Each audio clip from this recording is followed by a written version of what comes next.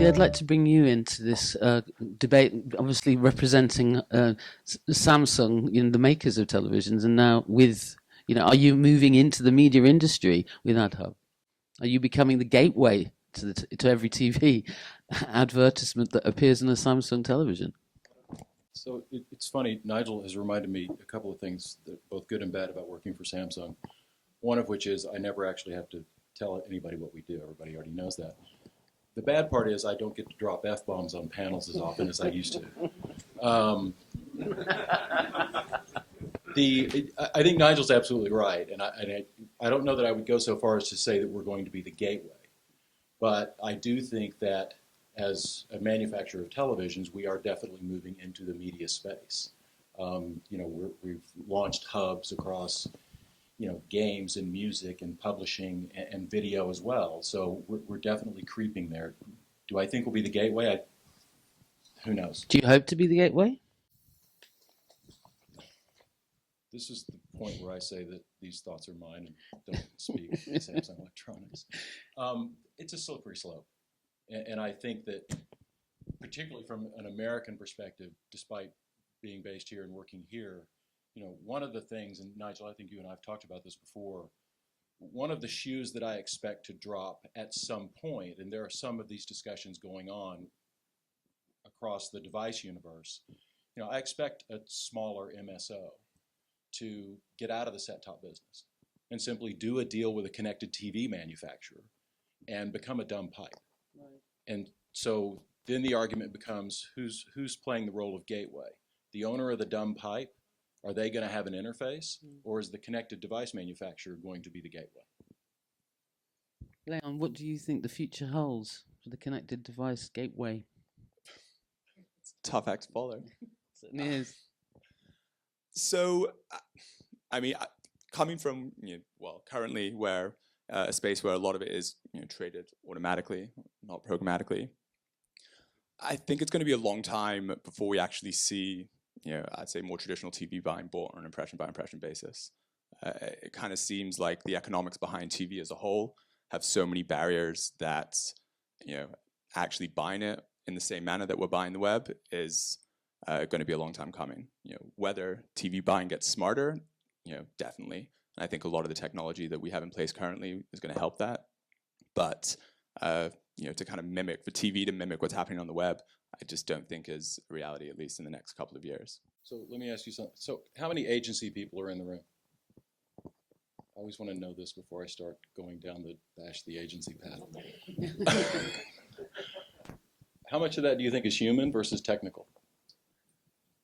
Sorry, the fact that this is going to take a while, because to me part of it's less a technical issue and more a behavior issue. Yeah, no, human, definitely. I think the technology's there. I've been in meetings with TV buyers recently where when you start creeping down the interactive path, the comment is, one more thing I've got to learn. I don't think it's a technology barrier. I think it's a human barrier. If you think about TV networks, are they interested in embracing this in this manner? Well, if they need to commit, if you look at the economics behind making it a hit TV show, it doesn't. You need a huge upfront investment, and in order for that to come, you need the agency people here to commit that money, and they don't. Whether some of that decisioning gets done in a smarter way on TV, for sure, but I just don't think it will get to a point where it's the same as the way I guess advertising is treated on the web. Just to pick up on Jody's point, I think that there is a very strong organisational issue and a people issue, because we saw with the initial presentations of AdSmart, there were two very strong reactions from the agencies. One was a kind of that's my job you just automated element to it. So there's a certain element of kind of job redundancy in automating, whether all the way back from the Industrial Revolution to today, this is going to happen. But it does create new jobs, and the new jobs are more technical and more digital savvy, so that so people are going to have to retool. But there's an organisational issue in agencies. A lot of the reaction we saw to AdSmart was that the agencies weren't actually built right. So you had TV buyers in one group, you had DM people who understood data in another group, and then a digital team. So you had 3 separate teams, all of which theoretically needed to input into a new form of TV buying, and so agencies aren't structured right. So there is inside the demand side. Well, I mean, there's a reorganisation. mentality, isn't there? There's a definite difference in the TV buying department of an advertising agency to the guys who are sitting down in the basement buying digital. You know, I mean, and also there's a power base there as well, because you know the amount of client money that is being spent on television is huge comparatively speaking to you know, for example, that on say search. So you know, and the disciplines and the understanding from the TV buyers is not there. So I mean, when you're talking to a TV buyer about, you know, about mobile, they are not, you know, that's just like speaking Esperanto to a Greek. I mean, you know, it's not necessarily something that they either understand or wish to understand. And I think that there is a real status quo that we, you know, when we talk about programmatic, the dirty word, I mean, programmatic is in this essentially plumbing. It is not actually the art of buying media. I mean, that is a human, you know, you have to be able to think to be able to do that. I'll be running a very separate rant at lunchtime about using adjectives as nouns as well. So there was an assumption that the TV industry doesn't want this to happen. And I also just want to caution that. There was an assumption that the existing TV industry, is a thing, just a single standard thing we can call TV, and that's not true, but also that they don't want this to happen. When you look at TV broadcast channels, they break down into at least 3 or 4 groups, starting with the top ones. So your ITV1s and ITV1s and Channel 4s don't necessarily need this in terms of supply, demand, pricing. They're fine. What people don't realise is at the bottom end of the spectrum of TV channels, so probably the bottom 40% of commercial impacts on broadcast TV don't receive a Barb rating. So one of the unspoken difficulties the broadcast TV industry has is that 40% of its inventory doesn't earn any money. So actually, the clever people in TV are spotting that bringing in automation and bringing in better data measurement that can prove that this stuff is actually working will allow them to commercialize 40% of inventory that currently isn't earning any money. So the industry that's represented in this room does bring commercial salvation to some channels. So don't think the TV industry is necessarily resisting this. Oh, well, I'm not speaking about an actual industry as such right across the board, because I agree with you that there is huge opportunity for the 40% of dark networks that we're currently aren't being monetized to the same extent.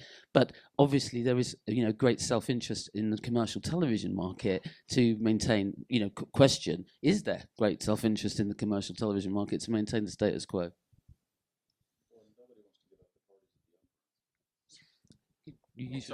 Nobody wants to give up the parties at the upfronts. Yeah. So there's that. Yeah, I mean, I think that there is an element of control that it's the fear of control. The TV industry likes to believe that it editorializes the commercial moments in TV. So if you're on ITV1, there has always been an assumption in TV that the ads, to a certain extent, are chosen to go in there. They're not just, you can't just bully your way into a centre break in Downton Abbey. And ITV will most certainly make sure that 2 advertisers don't clash, a sponsor doesn't get challenged by an advertiser from a comparative brand. So there's an element of editorial input into the way that ads get in there. And I think that the TV industry doesn't want to give up the notion that somehow it controls the whole of its presentation. The idea of plugging an automated pipe into an ITV feed and letting ads be auctioned or dynamically inserted without ITV's control is worrying for the ad industry. However, if you look at the quality of the ads that appear in the second and third level of TV, they're pretty poor anyway. So no one's really worried about what's going to happen in daytime TV on Dave, probably. I'd like to bring the conversation back to mobile for a moment, if I may. I mean, Leon, do you find that there's still a gap between the value of mobile video inventory and desktop video inventory? I mean, is that a significant problem? We haven't seen that at all. So, I mean, arguably, actually, mobile video was priced higher. If you go back about 12 months, I think it's kind of evened out now across the board. You know, more and more people are, you know, spending across both screens, and not necessarily, you know, giving people free rein to run either mobile or desktop, but very much taking almost the same CPM and kind of splitting that with a set percentage across each one. There's a lot of talk about integrated campaigns and the actual video on mobile, video on your desktop, video on television, all working seamlessly together. You mentioned the fact that there are issues around the language that we're using and the metrics, as the previous speaker. What are you guys doing to rectify that? Well, I mean, I think we're talking about seamlessly. I think a lot of that goes down to the actual agency and the creative, and what they're trying to achieve. A lot of the time, from our perspective, we see more mobile and desktop rather than bringing in the connected TV into it. Primarily because the connected TV space still seems to be, kind of extremely fragmented, and a lot of technological barriers, I'd say, to run things effectively. But between mobile and desktop, there's definitely, that you can definitely have, sequential messaging and, a number of other things to help, if the creative, warrants it. I mean, again, it's based on the campaign itself. Jody, what is Samsung doing to bring this all the piece together? I mean, you're in the hardware of manufacture of mobile as well as the TV. Given the range of devices that we manufacture and sell, from at least an ad hub perspective, the reason the platform was created was to leverage our screen real estate. So we tend to, particularly when we're speaking to clients, we tend to talk less about a mobile device or a tablet or a smartphone or a connected TV and more about screens and video on screens and the ability to have that video play across all of our screens. Are we there yet? We're getting there. But the overarching vision of Ad Hub is just that type of integration across all of those screens. Why do you think the value of advertising on connected TV is greater than that's delivered traditionally? From the perspective of an advertiser or a consumer or both? Both. Okay. So not to oversimplify this, but we're talking about a television with an IP address and a return path. So right out of the gate, you're taking what would be considered, more granular capabilities from a web type experience and marrying that to the power of video on a television. So Nigel was touching on this in some of his earlier remarks. If you can take the things like metrics associated with digital and start to associate that with television advertising, then you're targeting relevance. I mean, the list goes on. I mean, and everybody in this room is, I'm sure, perfectly aware of the value of video online versus traditional TV video. From a consumer perspective, I think probably the biggest value is relevance. The idea that what you're getting served from an advertising perspective is far more relevant to you, I guess, as long as it doesn't sort of creep into that big brother place. There is an important thing that we have to factor in, and it touches on what Adapt TV was saying earlier on about measurement. There is a significant cultural difference in the way that TV is consumed with the way video is consumed on every other device. We jokingly call it the we versus me. Because TV is a we industry. It predominantly is watched in groups, whereas every other device in our life is configured to deliver video into a situation where you can make a very strong assumption it's one person, one screen. So ad tech comes out of the me industries. Silicon Valley is all about me, personalization, login, identity. All of those are words and concepts which are about a single person using a single screen. And TV comes out of this culture about audiences. So I was loving the fact the word audiences was put up on the screen earlier on. It's really important. And one of the problems, I think, the challenges with connected screens is that they have brought ad tech, which are configured for the person, the individual, into a culture which is configured for the group, and that we haven't squared that circle yet. There is a general belief that we will be moving in TV to mixed metrics. The addition of either set-top box drawback data or connected screen drawback data is very exciting, but it doesn't answer everything. There is a rather arrogant assumption in the ad tech world that somehow all of their media are targeted and nothing on TV is targeted, whereas actually TV is a very closely targeted medium. We rather than using cookies, we use programs as a proxy for audience segmentation. And however, we do recognise that the addition of set-top box data will be much better. But what we're moving towards in TV is a combined metric where we use the existing Barb data effectively as a qualitative sample. So 5,000 homes is always derided, but actually it's statistically robust for the bigger stuff. It gets very weak for the mid and lower level audiences, and set-top box data really plugs that gap. So we're assuming we're going to be using a combined Barb and set-top box, or Barb and connected screen metric in the future, to balance those two data sets. Well, and I think there's a behavior point in all of that as well. And on a television, I mean, this is not rocket science. I think people turn on a television to be entertained. They turn on those other devices to be informed. So their expectations for what that device is going to deliver them are vastly different. So at least from a connected TV perspective, when you talk about advertising, there's a behavioral balance. We don't want to cross a line where we're diminishing the entertainment value of the TV by inserting advertising on a connected device. Leon, do you agree with that? I mean, from your perspective, do you see this as the completely different engagement levels from a consumer's perspective when they're watching their video on their mobile to what they're doing when they're at the desktop? 100%, and kind of bringing connected TV back into the mix. That as these guys were touching upon, it's a completely different way that is being consumed. I mean, I also think on the connected TV side of things, the user experience as a whole, I think, needs to shift in order for it to kind of really hit any proper scale. It's almost like going back to 2004. Mobile video existed, technologies were there, the pipes were there, you could deliver ads. But it wasn't until Apple and iOS came out that you could actually deliver these things at scale, and it made a much better experience for everyone. So I think the likes of Samsung, perhaps in one of their next reiterations of it, or really have that opportunity to build an entire user experience / ecosystem that makes advertising within that space much more, it's kind of much more scalable and a much better experience across the board. I'd like to open the panel open to questions from the floor, so please, could we have your thoughts? I'm sure that you can come up with some challenging questions for these three prestigious young men. Who's going to go first?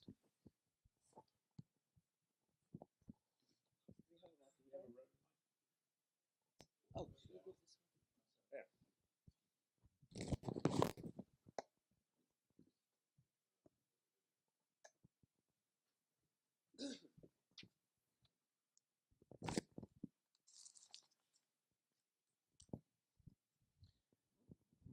If you could tell us who you are, please. I'm Clive Page from Sky. A question for the panel. I'd be interested to get your opinions on, it sounds like the connected TV world and the advertising that's available within connected TV is dependent on the signal or the programming being delivered over IP. I was wondering, in terms of the overall scale of the capacity to deliver programming across IP, how would that compare with the capacity for the traditional broadcast signal? So would you be able to get any particular, would you be able to get the sheer throughput of signal via IP to get the quantity of advertising across connected TVs that will compare with broadcast signal? Did you say you're from Sky, Clive? I am from Sky, yeah. Right. Oh, the reason I'm surprised you asked the question, given you're from Sky. The reason is that I don't think anything we're talking about necessarily depends on IP. A linear delivered IP is a massive opportunity, and it opens the gate. However, AdSmart that you guys are developing has solved that problem by actually relocating the ad insertion system into the set-top box. So if you're looking to insert ads into a linear broadcast stream, you need to do it at the point that the stream is served very normally.